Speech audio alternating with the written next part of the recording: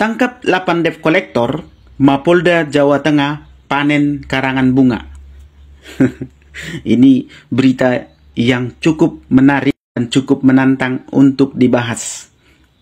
Pertanyaannya, kenapa para debt collector ini, ada 8 nih yang ditangkap oleh Mapolda Jawa Tengah ini ya, ditangkap oleh polisi. Apakah mereka ini penjahat? Apakah pekerjaan atau profesi debt collector itu adalah profesi yang merupakan kejahatan di masyarakat? Ini yang akan kita bahas. Di PT-PT saya, sebelumnya sudah banyak saya memberikan edukasi kepada masyarakat tentang batas-batas hak-hak dan kewajiban oleh seorang debitur dan juga kreditur. Di situ saya membahas sesuai dengan peraturan dan perundang-undangan yang berlaku di negara ini. Karena saya melihat ada banyak ketimpangan dan juga ada banyak penyelewengan yang dilakukan terutama oleh para debt collector dalam menangani tagihan atau kredit macet oleh seorang nasabah. Nah, yang saya lihat di situ adalah para debt collector ini tujuannya mereka itu tidak sesuai lagi dengan standar operasional prosedur yang mereka terima. Sebenarnya saya sudah jelaskan di PT-PT saya sebelumnya bahwa pekerjaan mereka ini adalah untuk menagih angsuran yang macet, bukan untuk menarik unit kendaraan yang tertunggak kreditnya atau angsurannya.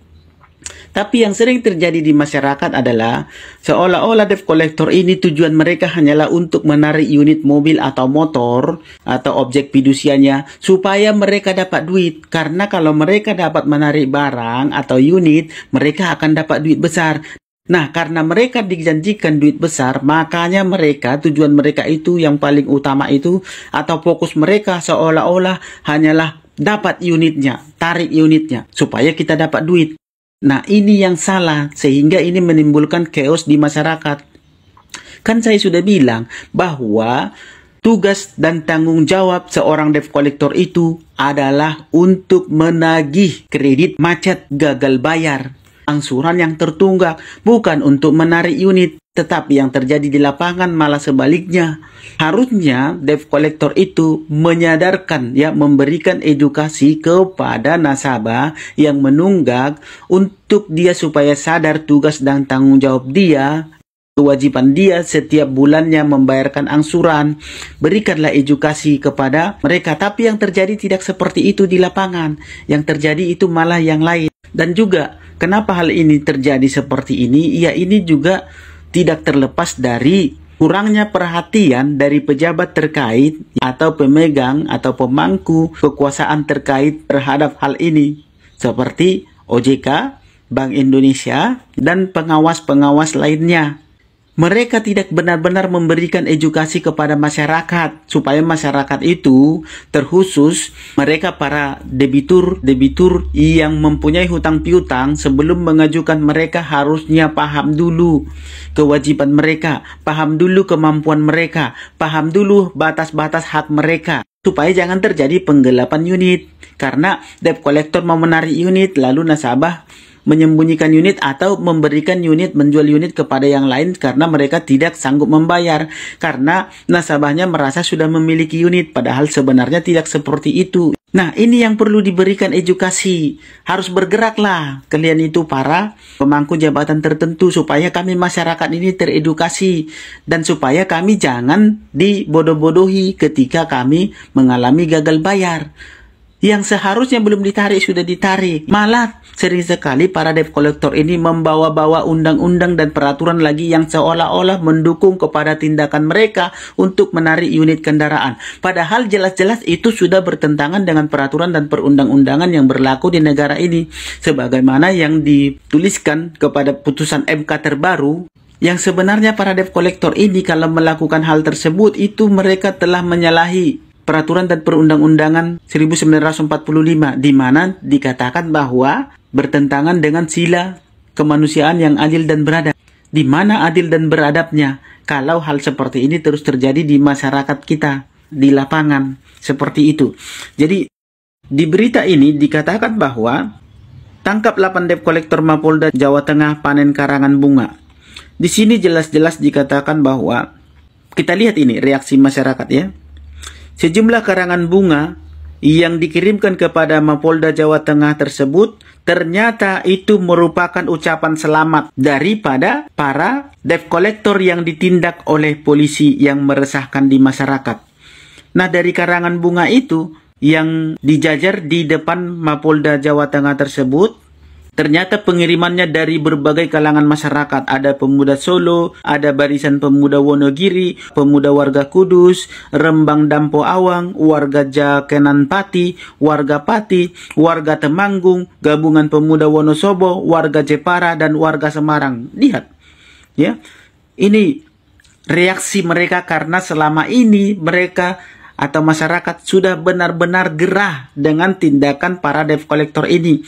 Dan mereka menunggu aparat untuk bertindak. Begitu aparat bertindak, perhatikan penghargaan yang mereka benar-benar apresiasi. Terima kasih atas keberanian dan keberhasilan Ditreskrimum Polda Jateng yang telah menjaga keamanan dan ketertiban masyarakat dalam mengungkap kasus debt collector.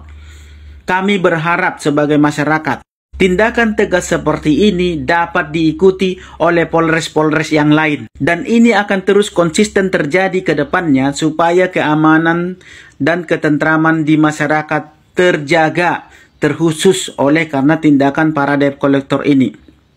Nah, menanggapi hal ini, soal karangan bunga ini, Kapolda Jawa Tengah Irjen Ahmad Lutfi mengucapkan terima kasih atas dukungan dan apresiasi yang diberikan tersebut. Beliau mengatakan bahwa mereka berkomitmen untuk terus melindungi masyarakat dari ancaman dan tindakan kriminal. Keberhasilan ini tidak terlepas dari kerjasama dan partisipasi aktif masyarakat dalam memberikan informasi kepada kepolisian. Kabid Humas Polda Jateng, Kombes Satake Bayu menambahkan, karangan bunga tersebut menjadi dorongan Ditreskrimum Polda Jateng untuk memberikan pelayanan yang terbaik dan yang lebih baik lagi untuk masyarakat ke depannya. Karangan bunga tersebut merupakan simbol rasa terima kasih dan penghargaan atas upaya kepolisian dalam memberantas praktek-praktek debt collector yang meresahkan. Beliau mengatakan bahwa mereka akan terus mengharapkan dukungan dan peran aktif dari masyarakat. Dukungan dan peran aktif. Peran aktif itu ya, dan dukungan itu ya bisa merupakan tindakan melaporkan, tindakan menjaga kestabilan apabila ada debt collector yang mencegat seseorang di jalan, jangan dibiarkan ya. Kita sebagai masyarakat wajib bantu, wajib kita menengahi. Karena kolaborasi yang baik antara kepolisian dan masyarakat adalah kunci dalam menciptakan lingkungan yang aman dan nyaman. Untuk diketahui, Ditreskrimum Polda Jateng menahan 8 orang debt collector tersebut, yaitu terkait dengan penarikan kendaraan nasabah dengan cara yang meresahkan, yang terjadi di Semarang pada bulan November 2023. Peristiwanya terjadi pada bulan Oktober 2023. Dan saat ini masih ada 7 orang yang masih masuk dalam daftar pencarian orang. 8 tambah 7 berarti 15. 8 sudah dilakukan penangkapan dan penahanan. Yang melarikan diri 7 orang itu sudah diterbitkan DPO. Dan mereka sekarang dalam pencarian. Nah, ini yang perlu kita apresiasi kepada Polda Jateng. Semoga hal ini bisa diikuti oleh polda-polda lainnya. Dan kami sebagai masyarakat sangat salut kepada Kapolda Jateng. Semoga ini bisa menjadi contoh untuk daerah-daerah lainnya. Sebagai nasabah, bijaklah dalam mengajukan pinjaman, dan sebagai debt collector, lakukan tugas Anda sesuai dengan SOP, standar operasional prosedural, supaya tidak terjadi hal-hal seperti ini ke depannya. Semoga informasi ini bermanfaat. Akhir kata saya ucapkan, salam sahabat.